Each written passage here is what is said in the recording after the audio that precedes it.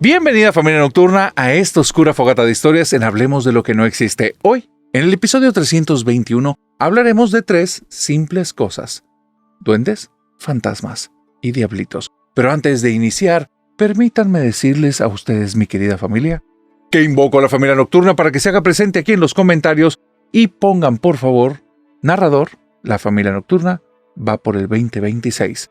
Porque ¿saben algo? Es probable que para cuando escuchen este episodio, a más tardar mañana, ya estemos con nuestro primer 500,000 de seguidores en la familia de Spotify, que ya saben que el miércoles lo vamos a celebrar con un video exclusivo de Plática Secreta, que lo pueden escuchar por allá. Y, eso sí, familia nocturna, para todos ustedes que están a punto de iniciar, tranquilos, acomódense, especialmente para esos incautos que andan por aquí.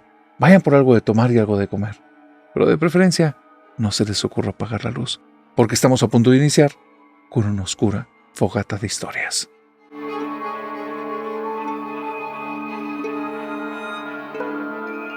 Rocco y Michelle son hermanos. Son los 2 mayores de una familia que tiene 4 niños. Rocco se llama realmente Salvador, pero por alguna extraña razón desde que tiene 10 años le dicen Rocco y a él le gusta. Inclusive cuando él va y se presenta con nuevas personas que acaba de conocer, se presenta como Rocco. Michelle, desde muy pequeñita, era una niña muy particular. Era una persona muy dada a cuestiones artísticas. Le encantaba bailar, cantar, pintar y siempre estaba por todas partes haciendo espectáculos. Tenía alma de artista, decían. Y Rocco y Michelle, aunque eran los más grandes de sus hermanitos, se llevaban muy bien. Nunca tuvieron un problema.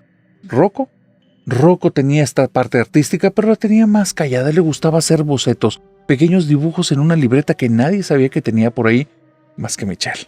Y aparte de eso, Rocco fungía como un guardaespaldas, porque desde que era pequeño se había dado cuenta que los deportes de contacto eran lo suyo. Karate, taekwondo, kung fu, después fútbol americano, todo aquello que fuera algo de impacto le gustaba a Rocco. Era parte de su esencia.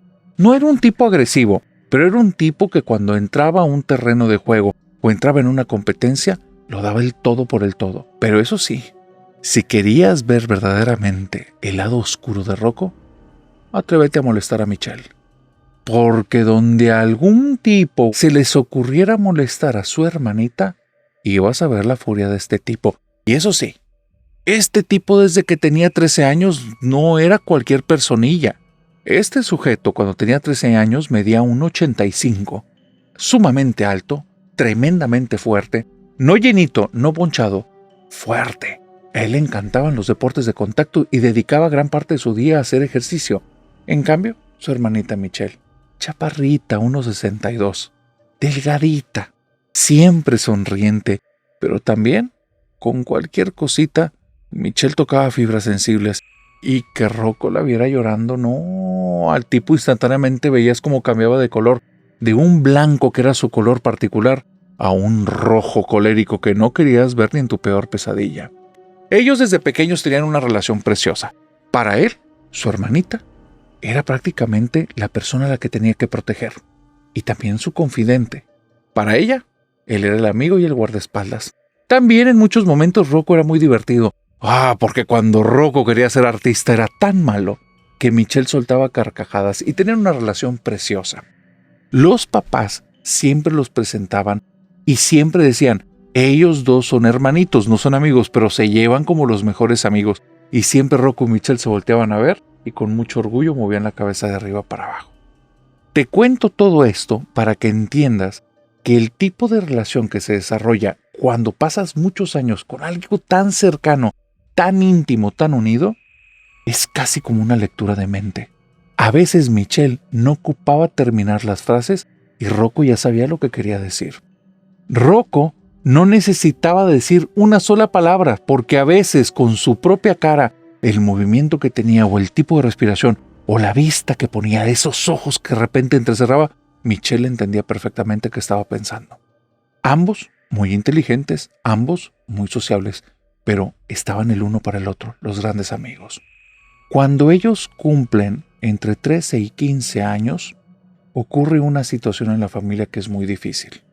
La abuela, que era una abuela que querían, llamaban con todo el corazón, fallece y el papá y la mamá de Rocco, por una situación mala del destino, ambos pierden los trabajos y están en una situación tan delicada que tienen que tomar decisiones abruptas.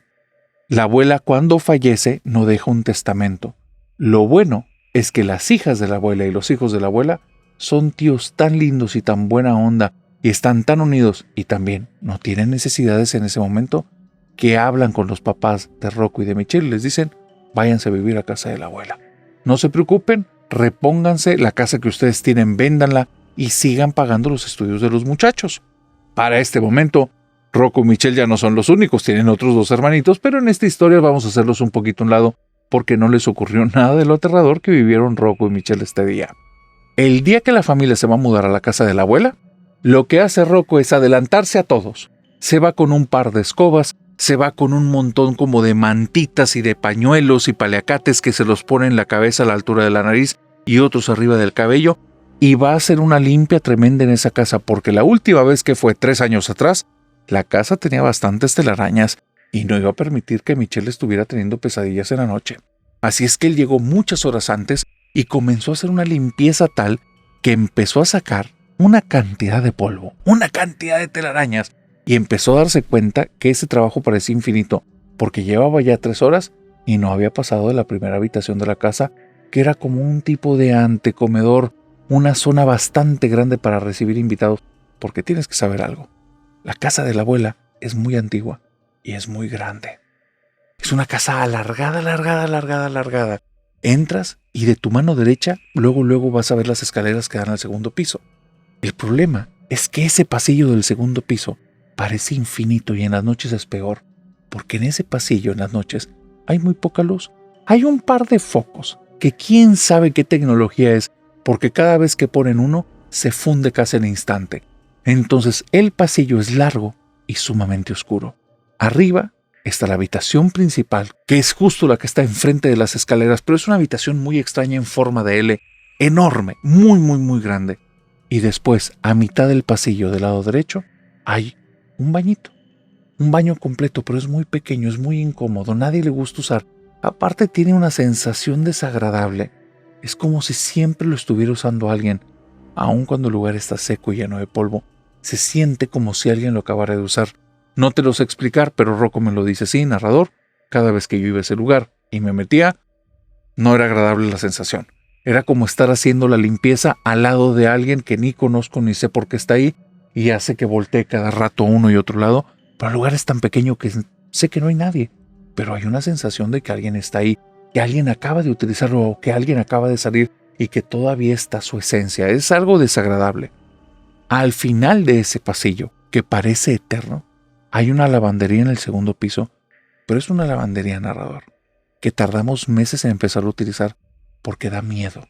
El lugar tiene su propia vibra, tiene su propia vida, tiene una sensación tan desagradable, una combinación de demasiada humedad, pero aparte como un olor a óxido feo, es como un olor a fierro viejo, y ahí en ese lugar, por más que lo limpiamos, el olor nunca se va, y que no se te ocurra ir en la noche a lavar tu ropa, porque vas a sentir como alguien se acerca lentamente y se para detrás de ti. Narrador, esto es lo que me dice Rocco. Yo fui a limpiar la casa. Después de 3 horas me di cuenta que este no era un trabajo que iba a poder terminar, así es que me quedé esperando afuera que llegara mi familia junto con Michelle. Fui y abracé a mi hermana y le dije: hermanita, tienes que ser fuerte. La casa está muy sucia y sí hay arañas. Y ella se empezó a poner blanca y nada más le dije: tienes que ser fuerte, yo te voy a proteger, así es que quédate conmigo y vamos a estar limpiando de habitación en habitación, pero tú no vas a estar sola. Y ella se sintió muy tranquila. En la planta de abajo estaban las 3 habitaciones que utilizamos. Mis papás en la principal y en las otras 2 nos repartimos, yo y mi hermano menor en una, Michelle y mi hermana menor en otra. Pero estas habitaciones, narrador, son habitaciones muy grandes. Cabrían fácilmente 4 camas queen, fácilmente, pero solo teníamos 2 camas individuales por habitación. Así es que te puedes imaginar lugares muy grandes en los que había mucho espacio y el closet que tenía la abuela estaba enorme. En nuestra casa era un closet muy pequeño, así es que era un lugar como muy grande. El problema es que no teníamos tantos muebles. Toda la casa tenía ecos. Toda la casa había sonidos, y había sonidos muy raros. La primera noche que nos quedamos todos en un cuarto y yo te puedo jurar que se escuchaban los pasos de una persona dentro de la casa. Esa sensación no era agradable. Yo me hacía el fuerte y si a alguno de mis hermanitos o Michelle decían como escuchan algo, yo les decía, ya, no se estén haciendo ideas. Pero estaba actuando, narrador. Realmente yo escuchaba pasos en esa casa. Estaba haciéndome pasar por una persona que simplemente nada le daba miedo, porque mis papás ya estaban tan atareados, tan agobiados, que no quería que se preocuparan por nosotros. Ellos ni cuenta se dieron, pero yo tenía un miedo, narrador. Esa noche ni siquiera pude dormir. Te lo puedo jurar que veía a una persona que bajaba las escaleras. No escuchaba sus pasos, pero veía ahí el bulto. Veía ahí la forma de una persona. Y no, era algo desagradable porque creía que alguien se había metido. En las primeras ocasiones, con todo y miedo, me levanté, fui caminando para allá y conforme me acercaba, el bulto desaparecía. No se movía, desaparecía. Pero era una forma tal, era algo tan oscuro que nada estaba proyectando una sombra ahí, que yo estaba seguro que nos habíamos metido en un lugar que no deberíamos de estar. Bueno, narrador, sigue pasando el tiempo, seguimos con temas de limpieza, es una semana tan agotadora que llega un momento que a las 6 de la tarde ya nos estamos quedando dormidos todos. No sé si era la vibra del lugar, pero sí te puedo decir que hacíamos tanto trabajo de limpieza que sí me hacía sentido y no me hace sentir extraño. Estábamos muertos de cansancio. Pero pasando esa semana, se desataron circunstancias muy extrañas. Mi hermana Michelle, a ella le encantaba pintar. Como te digo, es una persona muy entregada a las artes. Aunque a mí me gusta y ella me inspira, yo no soy bueno con eso. Tengo nada más mi libretita donde yo hago dibujos y la única persona que los ve es Michelle, porque me da mucha vergüenza enseñarlos. Pero Michelle en el segundo piso, en la habitación principal, la transformó en su taller de arte. Y ahí tenía unos caballetes donde montaba sus lienzos para hacer sus cuadros y sus pinturas, y se ponía a hacer mil y un cosas. Un día, yo estoy subiendo al segundo piso, sé que ella está trabajando ahí, porque están ciertos sonidos que yo ya reconozco que es ella moviéndose su brocha, hablando para sí misma, movimiento en el cuarto, yo ya lo ubicaba. Y cuando entro en la habitación, Michelle voltea con una sonrisa de oreja a oreja, está súper contenta por lo que acaba de terminar. Trae 2 pinceles en su mano derecha, la mano los tiene así apretados y de repente lo que Michelle vio es que el pincel salió volando hacia mí. Lo que yo vi es que de ese cuadro que ella acaba de pintar salió una mano de lado y le pegó en los 2 pinceles que tenía, haciendo que volaran hacia mi persona. Me puse pálido, narrador, de una manera en la que no la pude controlar, y cuando ella me dijo, ¿qué pasó? Yo nada más le dije, me estoy sintiendo mal, ¿me puedes acompañar abajo, por favor, hermanita? Y entonces ella creía que estaba pasando algo físico. Yo lo que quería era que se saliera de ahí, porque debajo de la pata del caballete vi una pierna. Me dio un miedo que no te puedo decir.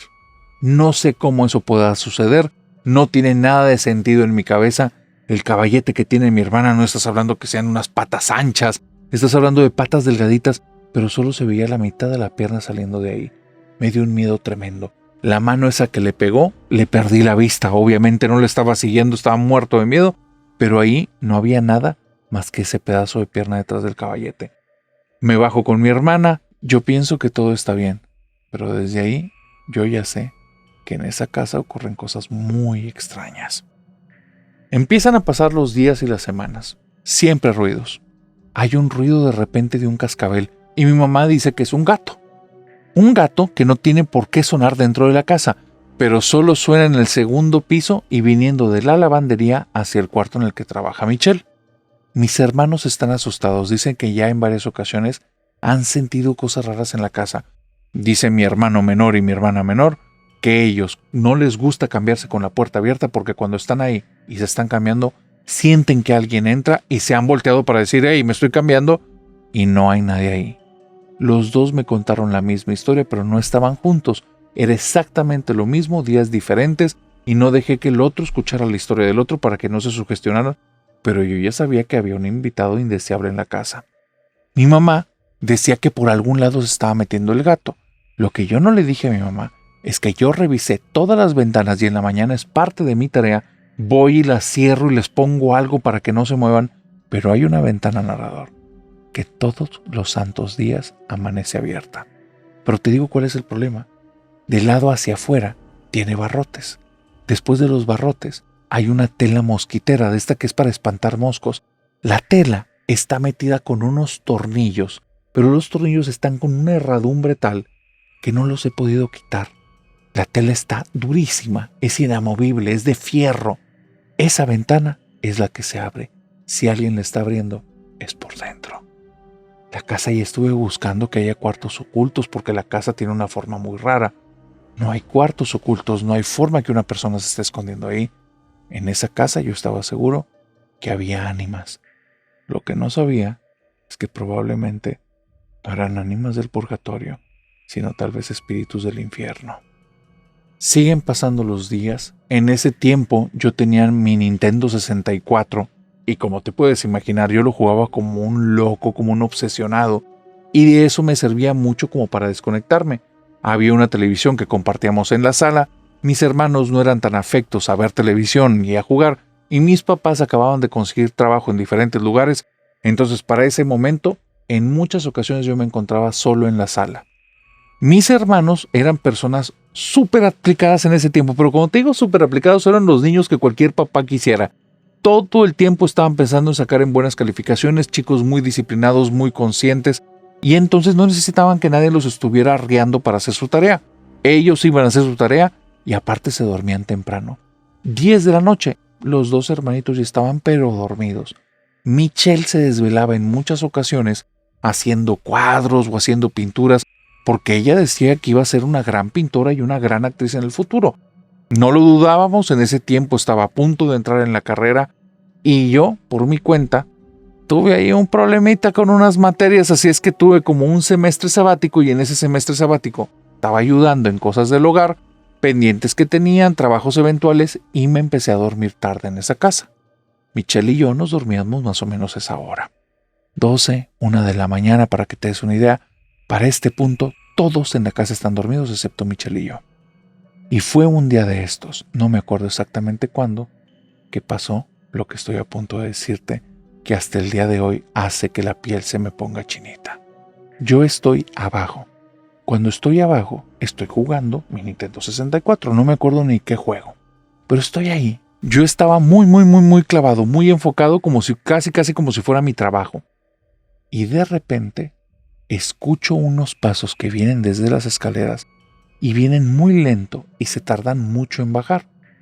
La luz que tenemos en el pasillo en la planta baja, en ese momento se apaga, lo cual se me hace muy extraño porque a nadie le gusta estar sin luz en esa casa. Como te digo, en el piso de arriba es una sensación horrible, el pasillo se ve muy largo, nada más Michelle, que es muy valiente, y porque nos hacemos tontos, pero deja la luz prendida y deja la puerta abierta para que la luz ilumine. Y el baño que está ahí en el segundo piso es rarísimo que lo utilice, siempre se baja y va al baño. Así es que escucho estos pasos lentos y digo, es Michelle que viene al baño. Más o menos son como las 11, 11:30 de la noche y sigo escuchando que bajan los pasos. Pero llega un momento en el que ya no hace sentido. Entonces volteo, narrador, y veo que hay una persona justo en la parte de abajo de las escaleras y me está viendo. No le veo los rasgos, veo una persona chaparrita, es como una sombra, pero es una persona que está ahí de pie. Y entonces le digo, hermana, ¿qué te pasa? ¿Estás bien? Y ella no se mueve. Entonces ella está ahí. Y digo, qué raro, ella no es afecta a jugar bromas y eso porque no responde.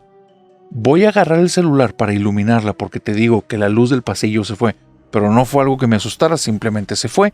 Agarro mi celular y donde lo agarro, que era de estos bloquea o de esos celulares, tengo un SMS que me acaba de llegar en ese instante y donde lo abro es Michelle que dice, hermano, ¿dónde estás? Cuando veo eso me asusto, entonces veo que esa persona está ahí en las escaleras y le vuelvo a decir, Michelle, ¿me estás dando miedo? Marco el teléfono, donde me lo pongo, escucho la voz de mi hermana que me dice, por favor, si me estás queriendo asustar, deja de hacer eso. Y le digo, Michelle, ¿eres tú la que está aquí en las escaleras? Y donde digo eso, se escucha un grito en la casa, narrador. Pero es un grito de una garganta que se desgarró y lo reconozco. Es mi hermana y está gritando como nunca antes la había escuchado. Narrador, Cuando escucho ese grito, ahí reaccioné como yo era, un guardaespaldas de mi hermana. En ese instante aprieto los puños, cierro los ojos, aprieto el estómago y empiezo a caminar hacia las escaleras y dije, donde me tope con algo lo voy a reventar a golpes. Y estoy pensando en eso, intentando hacer como que toda mi fuerza. Cuando abro los ojos a 2 pasitos de las escaleras, ahí no hay nada enfrente de mí, pero el bulto está a la mitad de las escaleras, está cruzando en el codo que hay a la mitad y empieza a subir para arriba y escucho los pasos y sigo apretando y entonces una vocecita dentro de mí me dice, ¡tu hermana, Rocco! ¡Tu hermana! Y donde me empieza a decir eso, me lleno de coraje y entonces voy pensando, sea lo que sea, no sabe con quién se metió. Y empiezo a caminar cada escalón, pero dándole un zapatazo, narrador, para que retumbe en la casa, y voy subiendo y sigo escuchando como lentamente alguien está subiendo las escaleras y sigue subiendo, aunque yo ya llegué al final de la escalera, se sigue escuchando que alguien sigue subiendo y me empiezo a sentir raro. Se me pone la sangre fría, estoy empezando a perder como el valor que tenía, y entonces escucho el llanto de mi hermana y me pega otro choque de adrenalina, pero durísimo. Y ahí sí, me voy casi corriendo a la habitación, le toco a mi hermana, le digo, soy yo, ábreme. Y cuando abre la puerta, me abraza y en el momento en el que me abraza, vuelve a gritar y cierra la puerta de golpe. Y entonces ya hay algo atorado en la garganta, como si no pudiera respirar. Y le digo, Michelle, ¿estás bien? Y donde quiere hablar, se señala el cuello con las manos, está haciéndose así. Y yo, ¿comiste algo? ¿Se te metió algo en la garganta? ¿Cómo te ayudo? Y de repente se agacha y suena como un tipo de eructo, pero algo horrible, muy fuerte. Y empieza ella a llorar como niña, narrador. Lo que te voy a decir es lo que vivió Michelle. Resulta que 20 minutos antes de este momento, en el que Michelle está llorando como una niña, ella estaba haciendo un cuadro y estaba bien cómoda y bien a gusto. Cuando en eso le llega la urgencia de ir al baño. Le gana a ella la situación de estar tan involucrada con el cuadro que no se da cuenta que reaccionó muy rápido y está dentro del baño del segundo piso. Me cuenta Michelle, narrador, que cuando entra en ese baño, le urge salir de ahí porque se da cuenta que está allá adentro y que no debe estar ahí en el segundo piso porque la pueden asustar porque ya ha pasado. Así es que hace todo lo que tenía que hacer lo más rápido que puede, cierra la puerta del baño y algo le llama la atención y es algo que hubiera preferido no ver. Del lado derecho, justo al fondo, en ese cuarto de lavado que te digo que tenemos, la luz está encendida. Te digo cuál es el problema y por qué la dejó eso mal. Porque ese lugar tiene más de una semana sin foco. Dice que cuando ella se queda enfocada en ese lugar, es como si fuera algo hipnótico, no sabe exactamente cuánto tiempo pasa, pero comienza a escuchar unos pasos moviéndose en esa habitación rumbo hacia la salida, pero es el sonido muy repetitivo. Un paso, un sonido de un cascabel. Un paso, un sonido de un cascabel. Otro paso, otro cascabel. Otro paso, otro cascabel, cada vez más cerca de la salida del cuarto de lavado, más cerca del pasillo, acercándose más a Michelle, pero no se ve nada. Aunque hay luz, no parece que haya nadie ahí. Entonces ella, viendo ese cuarto, comienza a caminar hacia atrás en dirección a la habitación en la que ella tiene todas sus cuestiones como de pintura, y cuando llega ya a unos pasitos de su habitación, la luz se apaga y los pasos empiezan a avanzar más rápido. Ella voltea, corre directo a su habitación, entra, cierra la puerta, voltea y agarra un celular y ella ve cómo están moviendo hacia arriba y hacia abajo la palanca como intentando abrir la puerta. ¿Quién sabe? Porque ahí la agarra con todas sus fuerzas y con su otra mano me manda un mensaje que dice, por favor no me asustes. Cuando yo vi ese mensaje abajo y estaba a punto de marcarle fue cuando escuché el grito y me subí corriendo y todo lo que te conté. Bueno, ella estaba allí en la habitación, estaba muerta de miedo, comenzó a llorar, estaba gritándome, ya, deja de asustarme. Yo nunca la escuché gritar, narrador. Ella me lo cuenta.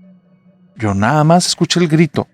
Cuando ella ya me escucha que le estoy hablando y le pido que me abra, abre la puerta, me meto y dice que cuando yo entré en la habitación, ella vio por arriba de mi hombro y detrás de mí que estaba una mujer con un rostro horrible, con una piel que se veía tan antigua, pero tan dañada que parecía más bien como si fuera un papel, un pergamino, todo arrugado en el rostro. No era una persona mayor, era como si algo quisiera parecer una persona mayor. Y entonces cuando se cruzaron sus miradas, esa cosa sonrió y la piel se le cuarteó. Entonces se dio cuenta que esa mujer llevaba en sus brazos un gato negro, un gato que traía como un collar rojo y un cascabel, y donde vio al gato, intentó ir hacia la puerta para cerrarla, esto en una fracción de segundo, pero la puerta se fue y se cerró sola, se cerró de golpe, y entonces ella sintió como algo se le atoraba en la garganta, como si algo no la dejara respirar, y cuando cayó en el piso y empezó a vomitar, narrador, lo que no te dije es que empezó a vomitar bolas de pelo, bolas que definitivamente no era algo que ella había tragado. No sabemos qué era lo que vivía en la casa.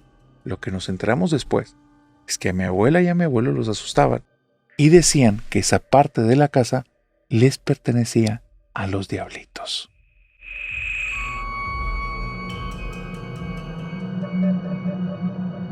Eleazar me cuenta que desde que él tiene uso de razón, siempre ha tenido la misma pesadilla.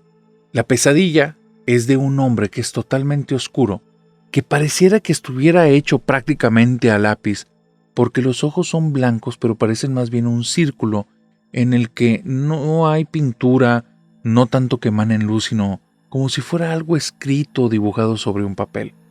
Suena como una tontería, pero él dice que desde que era pequeño y tiene memoria, siempre ese sueño de vez en cuando aparece. Cuando viene ese sueño, le duele un brazo desde que tiene 10 años, porque lamentablemente él vivió una situación muy difícil, y es que a los 10 años se incendió su casa. Esa situación del incendio le dejó una cicatriz en el brazo. Esa cicatriz cada vez que tiene ese sueño le duele. Y me dice, y narrador, la verdad es que todo el tiempo yo había estudiado un poco acerca de cuestiones somáticas o de somatización, y entendía que mis emociones, de cierta manera, activaban esas sensaciones en mi brazo. Y aun cuando al día de hoy, inclusive si tengo un tacto sobre él, no me genera un gran dolor, ni una situación como tan difícil o tan pesada, cuando tengo ese sueño especialmente, o en ciertos lugares o con ciertas personas, siento como si esa cicatriz palpitara. Bueno, esto te lo digo por algo. Todo el tiempo yo creí que era un tema de somatización. Y esa persona de mis sueños, la persona que te digo que es como una sombra oscura de unos ojos blancos, eso, cuando cada vez que lo veo, es lo que activa como el dolor en ese brazo. Y siempre lo había entendido como la somatización que te digo, pero hace un tiempo pasó algo que hace que ya lo dude. Te voy a contar bien qué fue lo que sucedió para que entiendas bien qué es lo que estoy viviendo. Lo primero es que nunca supimos qué fue el causante de ese incendio. Las autoridades fueron a hacer una investigación, determinaron que fue un cortocircuito, pero la realidad, mi papá estaba hablando con las personas que hacen la investigación y le dijeron directamente, vamos a poner eso para evitar cualquier tipo de sanción hacia su persona, pero la realidad es que no tenemos ni la menor idea de dónde se inició el fuego y por qué corrió de esa manera en la casa. Como no hubo un daño mortal hacia ninguna persona, vamos a dejarlo en esas situaciones materiales y pues usted se va a tener que encargar de esa situación, pero no va a haber sanción a su persona. Mi papá lo aceptó así, nunca nos los contó en el momento, pero yo, narrador, tengo de vez en cuando una pesadilla que combina a ese hombre de negro y a la situación del incendio. Lo que sueño siempre es lo mismo. Yo estoy en mi habitación, acostado en mi cama, mi cuerpo es mucho más pequeño y de repente comienzo a oler a humo. Cuando abro los ojos, la puerta de la habitación está abierta, veo llamas afuera, me quiero levantar, correr, gritar, pero entonces la puerta se cierra, ahí hay un hombre que es una sombra completa, tiene unos ojos blancos, se va, se abalanza sobre mí, me agarra, me tira al suelo y está como encorvado arriba de mí y no deja que me mueva y por alguna extraña situación no puedo hablar.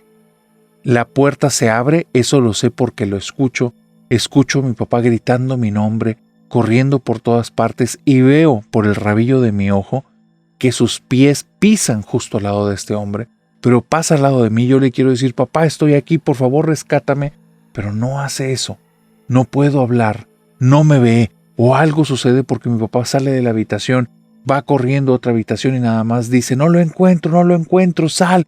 Y entonces va corriendo de adentro afuera, se escuchan gritos afuera de la casa, él está gritando a una persona, mi hijo está ahí encerrado. Y de repente una persona llega, escucho como un rugido que me genera un dolor horrible en los oídos y me despierto. Siempre es el mismo sueño. ¿Qué fue exactamente lo que viví en ese incendio? La verdad es que no me acuerdo, fue algo que en mi cabeza quedó como bloqueado y siempre me vendí la idea, no sé por qué, que había como inhalado tanto humo que me desmayé y que después los bomberos me sacaron. Todo esto que te digo, narrador, siempre lo he entendido, o hasta el día de hoy que tengo 25 años, lo había entendido como una situación relacionada con una somatización, con un trauma, con cosas así. Pero hace poquito tiempo pasó algo y ya no sé qué pensar. Un día, por recomendación del psicólogo y por la terapia que he llevado, que me ha ido haciendo una persona como cada vez más social, con más herramientas y recursos, mi psicólogo me recomendó que ese hombre de negro que está en las pesadillas, que es mi trauma, ya lo confronte. Ya no lo deje ahí en las pesadillas, lo saque. Entonces me dijo que lo sacara de ese mundo onírico y lo trajera al mundo real con la fuerza que realmente debería de tener, la fuerza de un dibujo, porque así es como me lo imagino. Es como un dibujo en una pared blanca, pero después se vuelve tridimensional y se mueve, en fin. El punto es que compré una libreta que es toda de hojas en blanco y con un carboncillo, con un lápiz de carbón, comencé a dibujarlo una y otra vez. Yo no soy artista, así es que no hice un gran dibujo, pero lo pintaba y lo pintaba y lo pintaba y lo pintaba y lo pintaba. E iba haciéndolo cada vez más preciso hasta que en una ocasión me quedó de una forma muy cercana como era. Cuando yo ya lo tenía en esa forma, al verlo, me hacía sentir todas las emociones horribles que te puedas imaginar, pero aparte me dolía el brazo como no tienes una idea. Y las pesadillas se hacían recurrentes. Mi psicólogo me decía que si yo tenía la fuerza y el valor, él me iba a enseñar de qué manera enfrentarlo en mis sueños, así es que estábamos haciendo como algunas cositas. Narrador, no te hago el cuento largo. Estando en mi casa un día, intentando hacer estos ejercicios que me decía mi psicólogo, mi papá me escucha que estoy como balbuceando algo, se acerca para ver si me está pasando algo extraño, y cuando entra en la habitación, se queda viendo hacia mi persona, que yo tengo los ojos abiertos y estoy haciendo como unos mantras para recordarlos en el sueño, y cuando se me queda viendo, me dice, ¿qué es eso? Y señala al lado mío una libreta porque la tenía abierta, porque parte del mantra es, no me vas a dar miedo, hoy te voy a enfrentar. Y entonces para visualizar esa cosa y que me reaccionara mi mantra en mi sueño, pues tenía que tenerlo ahí. Y entonces le digo, nada papá, algo que me encargó el psicólogo. Y me dice, no, eso no es del psicólogo, eso es del diablo. Y le digo con los ojos así volteados, ay papá, no estamos hablando de eso papá, estoy llevando mi terapia, por favor no te metas, déjame, es una cuestión personal. Entonces, esto no es del diablo, es de mi terapia. No hijo, ¿de dónde sacaste eso? De eso no es de un videojuego ni de una película. Papá, no te quiero contar, es mi privacidad, déjame por favor llevar mi terapia. Narrador, no quiero sonar como una persona como déspota o desagradable, pero mi papá desde el incendio era demasiado sobreprotector conmigo y no me hizo bien. Entonces yo estaba ya haciendo mi separación y era parte de la terapia y tenía que ser firme en eso. Entonces pues le hablaba de una manera en la que él se sintiera como un poquito rechazado para que me diera mi espacio, y ahí se puso tan insistente que le dije, bueno, ya, entiende que esto no es algo diabólico, que esto tiene que ver con mi terapia. ¿Por qué estás tan insistente que esta madre es diabólica? Y nada más se me queda viendo y me dice, porque esa era la cosa que no dejaba que te encontrara cuando se incendió la casa. Y yo me le quedo viendo, porque esa historia nunca se la había contado a mis papás. Y después me quedo pensando, habló con mi psicólogo. Y me empiezo a sentir tan enojado, tan traicionado, narrador, que me empecé a llenar de rabia. Me tuve que morder la lengua para no insultarlo. Y le dije, ¿cuándo hablaste con él? Y se me queda viendo mi papá, yo, ¿cómo voy a hablar con esa cosa? ¿Estás loco o qué? Digo, no seas estúpido, papá, con mi psicólogo. ¿Cuándo hablaste con mi psicólogo? No, ¿yo por qué quiero hablar con tu psicólogo? ¿De qué estás hablando? ¿Por qué sabes que esa es la cosa que yo sueño, que me tapa y no deja que me encuentres en el incendio, en mis sueños? Hijo, eso que tú estás diciendo que son tus sueños, es lo que pasó el día del incendio. Y yo, narrador, no estoy entendiendo una parte de mi cabeza, porque llevo un proceso de terapia que me ha llevado a entender que lo que yo estoy viviendo en mis sueños es una forma en que mi trauma representa lo que viví, pero que realmente no lo recuerdo. Ahora este hombre me lo está diciendo como si fuera una realidad y no lo termino de masticar. Le dije, ¿sabes qué? Te pido por favor mi espacio, entiende que esto no es del diablo y ya déjame en paz. Y él nada más se acerca conmigo, me da un abrazo y me dice, esa cosa que acabas de dibujar estuvo a punto de llevarte. Esa cosa no es del psicólogo, es del diablo. Y ten mucho cuidado, porque no sé ni cómo te pude salvar esa vez, pero si se vuelve a presentar, hijo, no te puedo asegurar que pueda ayudarte. Y donde me dijo eso, narrador, nunca había visto a mi papá tan decidido en decirme algo que me quebré. Y entonces le dije, ¿podemos platicar? Nos fuimos a la sala, nos tomamos un té, nos relajamos y después le dije, ¿me puedes contar qué fue lo que pasó el día del incendio? Narrador, dice que él estaba en la casa, que comenzó a escuchar un susurro, pero que fue un susurro que a mi mamá y a él los dejó mal, los dejó como una sensación de que algo malo estaba ocurriendo en la casa. Era algo que podían escuchar muy cerquita aunque no hubiera nadie. No tenían televisor prendido ni tenían radio. Ellos estaban platicando y escucharon como si alguien les hablara al oído. Y después de eso, cuando reaccionaron, la casa ya estaba en llamas. No hay un momento entre eso y lo otro, porque ellos entraron como en algún tipo de trance. Él le dice a mi mamá que por favor salga de la casa, que él va a ir por mí. Va a mi habitación, la abre, comienza a gritar mi nombre, empieza a caminar alrededor de la cama y dice, hijo, era algo que no me dejaba ver y no era el humo. Era algo, tu habitación era mucho más oscura de lo normal. El piso parecía que estaba todo cubierto por una sombra. No lograba ver nada hasta que de repente me di cuenta que estaba ahí, pasando algo en la casa. Me salí, le pedí a tu mamá que me diera la bendición, que era una bendición que le hacía su mamá a ella para momentos como difíciles. Me pone con saliva una cruz en la frente, empieza a decir una oración y cuando me meto, yo veo como una sombra se levanta de ti y empiezo a ver la forma de esa cosa que dibujaste que se pega a la pared y desaparece.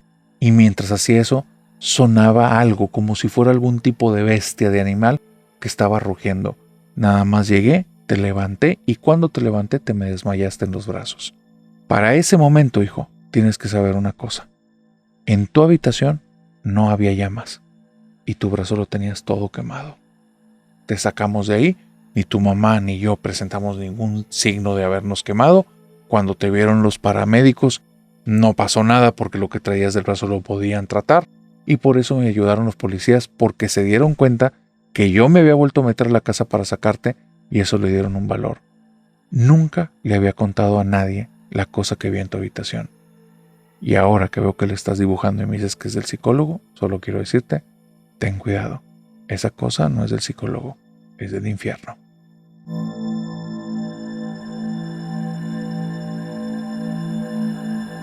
Querida familia nocturna, como ustedes saben, el tema de lo paranormal a mí me apasiona. Desde hace muchos años, y ahora más con el podcast, siempre estoy buscando historias y relatos en las diferentes redes sociales. Me topé uno que trata del episodio 327 de un podcast muy conocido, es de España, pero lo conocen en todo el mundo, que se llama The Wild Project. Disculpen mi pronunciación, pero creo que saben a cuál me refiero. Y en ese podcast, el host Jordi Wild, en este episodio 327, llevó a una persona que contó una historia que está alucinante, está fuertísima. Este invitado es una persona que se dedica a hacer contenido para internet en el cual él se expone a situaciones de alto nivel de riesgo, digamos que en contacto directo con la naturaleza, como estos que son como de Survivor. ¿De qué se trata para la gente que no está como relacionada con este contexto o este tipo de contenido?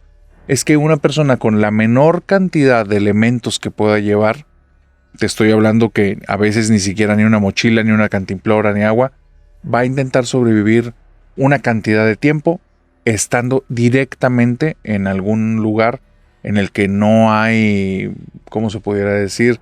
Algo hecho por el ser humano. O sea, es en contacto directo con la naturaleza. No llevan tiendas de campaña, no llevan en muchas ocasiones comida. Tienen que conseguirla ahí. Los recursos para sobrevivir son del lugar al que van. Eso hace que haya muchos casos donde personas han perdido la vida haciendo este tipo de cosas. Otros han tenido un momento de un encuentro tan sublime que hacen un cambio profundo en su vida. O los marca, o es algo que aman, o es algo a lo que nunca se le vuelven a acercar. Como te puedes imaginar, esta persona le gusta muchísimo porque hace contenido de ese tipo. Y dice entonces que había escuchado por ahí a cierto amigo que le había recomendado una isla desierta. Esta isla, para llegar, es en una zona en la que no es habitada por nadie y hace que su novia, junto con su suegro y un par de personas más, lo lleven para allá en una embarcación, lo dejan en el lugar y él sí lleva una cierta cantidad de cosas relacionadas con el canal porque son cosas que él graba para internet. Un dron, cámaras, micrófonos, un cuchillo y un par de cositas más. Lamentablemente, una vez que está ahí en ese lugar se da cuenta que el cuchillo no tiene filo y que en el momento en el que busque cazar o empezar a hacer algunas cosas, algunas maniobras, va a tener problemas. Pero bueno, al mal viento buena cara, agarra el dron, empieza a calibrarlo, decide qué tomas va a hacer, ve más o menos el lugar, no se adentra demasiado, porque también no sabe cómo está la fauna, pero se adentra lo suficiente para darse una cuenta de la atmósfera, de las zonas, de las tomas, de qué es lo que quiere mostrar para el público. Es algo extraño porque una vez que agarra el dron y hace que éste se levante del piso, comience a andar y lleva un rato viendo las tomas, empieza a escuchar que vienen hacia él el murmullo de una conversación que lo deja frío. Parece que hay personas en la isla. Es una conversación entre dos personas que no logra entender de qué están hablando, pero la sensación que trae es rara. Justo esto dura un par de segundos y una vez que se termine ese murmullo, esa conversación, es muy extraño porque apenas termina, viene una ráfaga de viento y de lluvia tan fuerte que al dron lo avienta por los aires a una velocidad a la cual no le puede detener de ninguna manera con los controles y el dron va y se estrella, se estampa contra algo y cuando él va y lo encuentra, el dron está roto.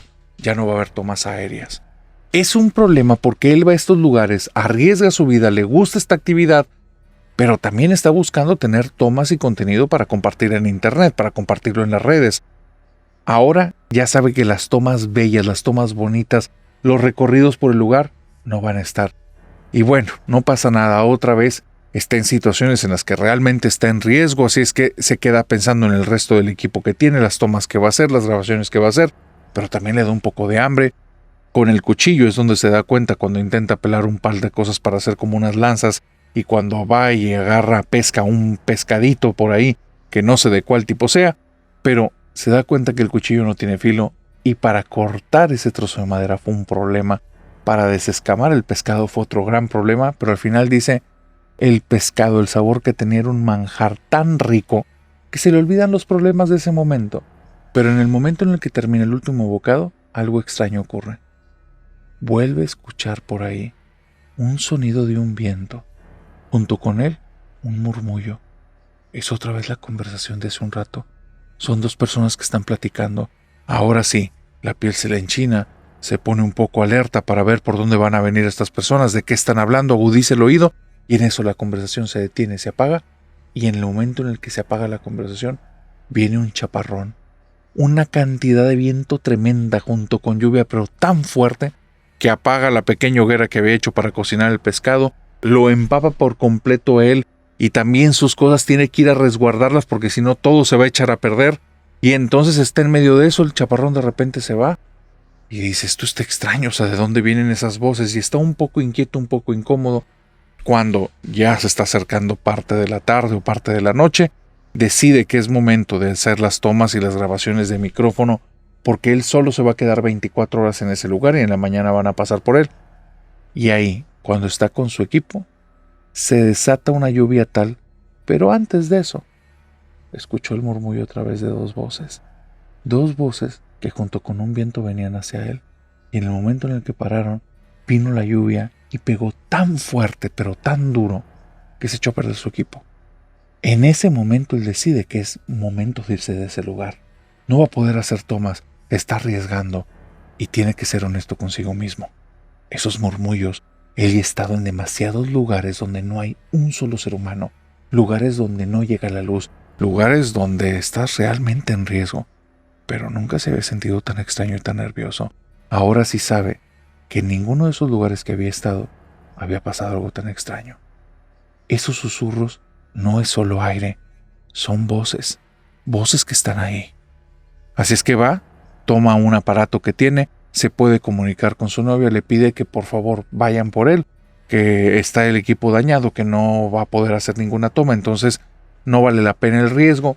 Después de un par de momentos llega una embarcación, él se sube su equipo, van de regreso, y cuando van de regreso, contacta a la persona a la que le recomendó el lugar y le dice: oye, me acaba de pasar algo extrañísimo en la isla que me recomendaste. Y la persona le dice: sí, ¿qué pasó? Pues fíjate que escuché voces de personas, pero yo sé que el lugar está vacío. Y sonaban voces, un viento, y después venían ráfagas de aire, y después venía lluvia. Me echó a perder todo. Y del otro lado, la persona que le recomendó el lugar dice: pues bueno, sí me hace sentido, ¿eh?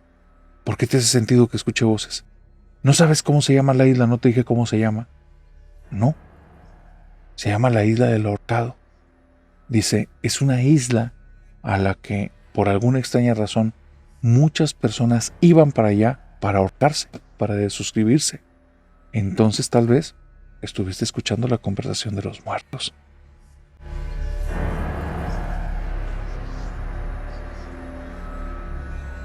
Esta historia que te voy a contar me la mandó Chava. Chava es una persona que vive en Argentina y tiene una afición desde hace más de 10 años, viajar. Él de repente tiene como ciertos arranques en los que no le importa nada y se lleva a su esposa y a su hijo a cualquier tipo de viaje, a cualquier lugar. Y me dice, es tanto mi impulso, narrador, que no planifico. No estoy pensando a dónde voy a ir, si traigo dinero suficiente. Yo voy a la aventura, así me gusta. Y yo sé que las cosas se van a dar, tengo experiencia.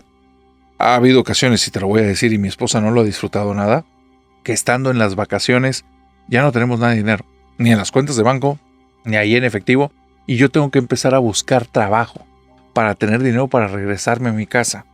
Lo que eso nos ha llevado, después de varios años, a que mi esposa se niega a viajar conmigo si no nos vamos en nuestro carro. Si nos vamos en nuestro vehículo, en nuestro carrito, todo está muy bien porque lo más que voy a tener que hacer es trabajar para tener algo de gasolina y regresarnos. Y eso es bastante más sencillo que haber tenido que trabajar en un hotel cerca de 3 semanas para tener dinero para pagar los pasajes de 3 personas. Así es que bueno, te cuento todo esto, narrador, para que entiendas que conozco muchos lugares que no tengo ni idea de cómo señalarlos en un mapa. Me he metido en el carro por brechas, por caminos cortos, por caminos largos, por recomendaciones, por lugares que la gente nos dice, nunca te vayas por ahí, yo voy. A mí me gusta la aventura, narrador. A los lugares a los que voy, siempre intento llegar, cuando se pueda, cuando haya oportunidad, a un hotel, aunque sea un hotel de mala muerte, no importa, porque mínimo ahí mi esposa y mi hijo se van a quedar a acostar. Te juro, he estado en lugares que están tan feos que nos salimos de la habitación y nos vamos a dormir al carro porque en las camas hay chinches, hay pulgas, están tan marcados, y espero que me entiendan lo que quiero decir con marcas, que nos da una sensación espantosa el cuarto y preferimos, como te digo, dormir ahí en el carro, aunque está chiquititito y no dormimos bien. Pero eso lo hacemos, es parte para mí de la aventura. Bueno, el año pasado me pasó una situación que hace que el día de hoy tenga pavor a viajar. Te lo vuelvo a decir, como estilo de vida desde hace más de 10 años, yo viajo y por arranques dejo el trabajo, no me importa, siento que la vida está hecha para los riesgos y de un año para acá no puedo.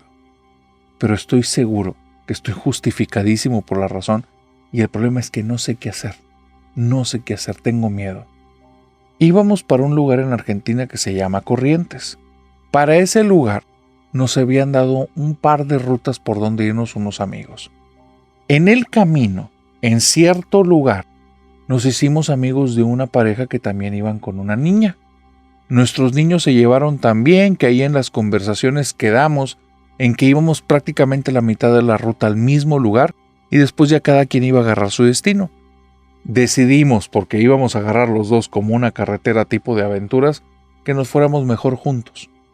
Llenamos tanques, mi esposa se llevó bien con la esposa del otro chico, el otro chico y yo prácticamente nos entendimos en este tema como de, pues cuando se viaja no tienes que tener todo planeado, es parte del viaje, y todo se hizo como un ambiente bonito. Íbamos en los dos vehículos, él adelante y yo atrás, él conocía más esa zona. Le dije que si nos encontrábamos al regreso yo le iba a mostrar el regreso hacia la zona en la que vivíamos, pero el punto, narrador, es que llega un momento en el que este chico realmente se perdió. Él ya no tiene ni idea dónde va, o eso es lo que quiero creer. Eso es lo que al día de hoy me da tantita tranquilidad. Porque después de meternos a lugares que estaban realmente metidos en el campo, en medio de la nada, llegamos a un hotel que se veía precioso, de lujo. Un hotel hermoso de cabañas, muy natural, pero con unos acabados, pero algo precioso, narrador. Todo como si fuera nuevo, se veía que había albercas, piscinas, y se nos hizo muy raro que no tuviera señalamientos, que no tuviera nombre puesto ahí, pero se veía que era un lugar como de renta. Tenía el lugar para aparcar carros, tenía la zona donde decía lobby. Cuando los dos entramos al lobby, él antes me había hecho una señal como que nada más entráramos solos. Voy con él al carro, me hace esta señal, le digo, vamos al lobby, vamos a rentar las habitaciones y todo. Vamos caminando para allá y le digo, oye, qué buen hotel conoces, qué bruto, se ve esto increíble, la vamos a pasar genial y nuestros niños también. Y me dice él, chabón, estoy perdido, no sé dónde estamos, me perdí en algún punto. Qué bueno que encontramos este lugar porque si no hubiéramos dormido ahí en medio de la carretera. Y me le quedé oyendo y le digo, ¿desde cuándo te perdiste? Y me dice, desde hace como 3 horas, pero me daba vergüenza detenerme y decirte. Aparte no había para dónde irnos y pues también el viaje es aventura, como decimos. Y ahí me doy cuenta en el problema en el que estoy metido, narrador. Traigo medio tanque, estoy en medio de la nada y estoy con un idiota que no nos puede decir ni dar buena orientación. Entonces me empiezo a molestar, pero al mismo tiempo digo, oye, también las vacaciones son aventura. Y mira el lugar que llegaste. Estamos en ese tema cuando nos damos cuenta que ese lobby tiene un aroma a pino tremendo, pero es un aroma medio artificial, medio que se impregna, algo extraño, agradable y a la vez no. Y empezamos a tocar la campanita de recepción y empezamos a gritar que si alguien nos puede atender. Llega una señora. Esta señora, yo en mi vida había visto una persona como tan nefasta, tan molesta, con una cara de pocos amigos, cero educada, una persona que nada más llegó, se nos quedó viendo y nada más nos empezó a decir así, pero directo, narrador. Después de las 10 no salen de su cuarto, no le abran a nadie, habitación 111, habitación 114, adiós. No nos dijo cuánto costaba, supusimos que era alguna forma como de embaucarnos, que después nos iba a cobrar mucho, pero como este cuate y yo ya nos veíamos de más o menos de qué estábamos hechos, sabíamos que el día siguiente tal vez hasta nos íbamos a ir sin pagar. Así es que tomamos las llaves, nos fuimos a las habitaciones, cada quien por su cuenta, y de repente es cuando me doy cuenta, narrador, que son cerca de las 4:30 de la tarde, pero está empezando a oscurecer y hay algo muy raro. Yo te vuelvo a decir que ya me he perdido y he andado en 1000 lugares y he estado en lugares horribles, pero nunca me había dado tanto miedo como ese hotel. Y no había nada ahí que me diera miedo, pero era como si, en el momento en el que la luz empezó a ir hacia abajo, fuera típico, fuera extraño, era como si hubiera sombras en el lugar moviéndose, pero el lugar lo veías y estaba liso, pero se sentía como si hubiera sombras ahí. Se sentían movimientos donde no había nada, se sentía como si hubiera ahí maleza y cosas moviéndose entre la maleza. No había maleza, narrador, pero yo me di cuenta que no era el único porque mi esposa también estaba volteando a todas partes y el otro chabón junto con su esposa estaban igual, viendo para todas partes y los ojos de todos eran de pánico. Así es que me di cuenta que algo raro estaba en el lugar. Le digo a mi esposa que nos pasemos ya a la habitación. Cierro la puerta, atranco la puerta, le pego una silla y había un escritorio de madera y lo pego también. La puerta tiene un cristal al centro, que es un cristal de estos que están un poquito blancuzcos, pero ves perfectamente hacia afuera, pero distorsionado. Bueno, se veía hacia afuera, pero de un momento para otro ya todo era demasiado oscuro, narrador. Te estoy hablando de que parecía que eran las 3 de la mañana, una oscuridad absoluta, y todavía no eran ni las 8 de la noche. No era normal.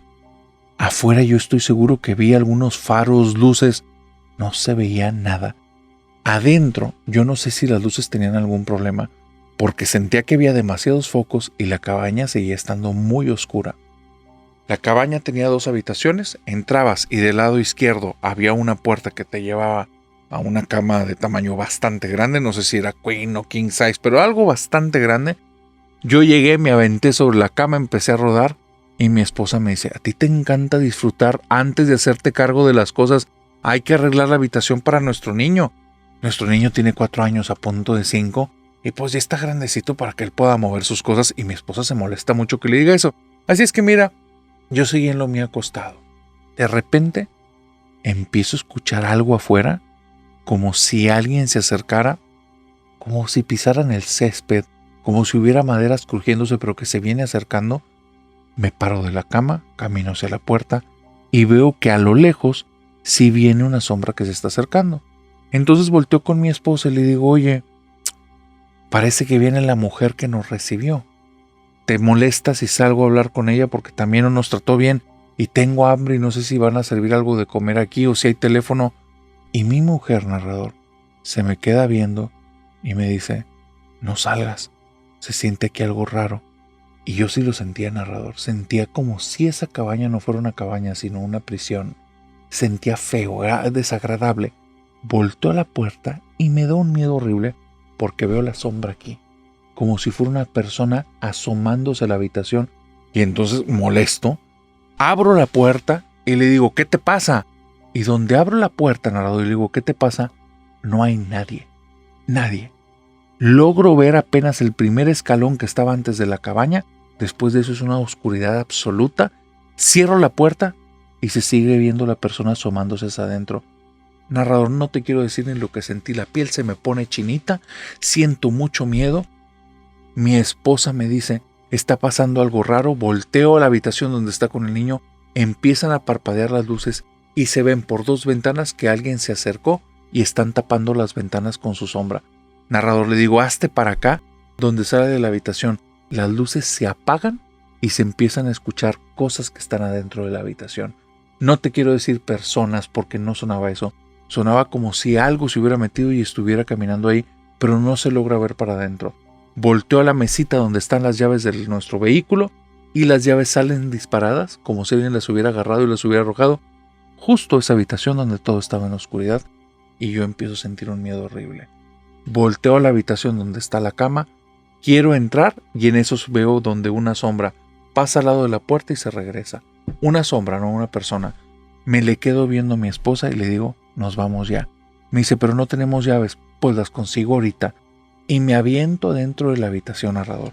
Donde las agarro, sentí una mano que me agarra mi mano, otra mano que me agarra mi brazo y otra mano más, y entre las 3 me empiezan a estirar para adentro y yo con lo que puedo empiezo a jalar para atrás, saco las llaves de ahí y le digo, nos vamos ya. La persona que está ahí en la puerta, en el cristal, se sigue como que asomando. Veo ahí la sombra que se está moviendo de un lado a otro. Abro la puerta y suelto una patada porque tiene la otra puerta. Dije, si hay alguien ahí lo voy a reventar. Pateo la puerta, me duele el pie como no tienes una idea porque esa cosa estaba muy bien cerrada. Del otro lado no había nada. Tengo que abrir la puerta. Mi esposa me dice, eres un idiota, los vas a hacer enojar. Como si ella entendiera algo de lo que está pasando ahí. Y le digo, ya mujer, confía en mí. Y donde digo eso, agarra al bebé, lo abraza y me dice, algo me agarró la espalda. La agarro con los brazos, lo saco de la cabaña y nos estamos yendo corriendo directo al vehículo cuando escucho a la vieja que dice, después de las 10 no se salgan, no es seguro. Y le grito, cállese vieja bruja. Y me voy corriendo, narrador, con mi esposa lo más que puedo. Escucho a lo lejos al tipo del otro vehículo y a su esposa que están gritando como locos. Volteo a su cabaña, está parpadeando la luz y dije, aquí cada quien vela por su familia. Me meto a mi carro, intento hacer que prenda el carro, no enciende, empieza a dar marcha pero no funciona. Reviso y las luces están parpadeando y dije, es este lugar. Así es que lo empiezo a empujar, narrador, y siento como si detrás de mí hubiera personas que me están dando palmadas en la espalda y dije, ni me estén molestando, yo me llevo a mi esposa y a mi niño. Y les empiezo a dar unos empujones con lo más que puedo al carro. Donde salimos del estacionamiento de las cabañas, El carro encendió al instante y nos fuimos. En medio de la carretera lo apagué y le dije, ya no puedo estar conduciendo, me quedé dormido. Mi esposa al día siguiente en la mañana estaba dormida. Agarré la carretera, nunca vi a este tipo pasar, no sé si nos pasó una noche, no sé si nos salió, yo ya no iba a regresar por él fue el que nos perdió. Y estando en la carretera, mi esposa se despierta y me dice muy enojada, nos siguieron y no te podías despertar. Y yo nada más le dije porque ella tenía que entender, pues mira, ¿quién iba a conducir hoy? ¿Yo o tú? Ya vamos a la casa, ya tranquilízate. Desde ese día, narrador, no dejo de soñar con la habitación del hotel.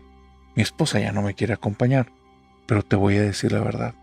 Cuando me vienen esos arranques, por más seguro que me quiero demostrar, por más persona que no le importan ese tipo de cosas, me despierta un miedo que viene desde las entrañas y me acuerdo de la voz de ese tipo que nos llevó al hotel. El problema es que ahora me acuerdo de esa voz con un tono suplicante que me pide que por favor regrese por él. Y no lo voy a hacer, pero tampoco sé si voy a volver a salir de vacaciones.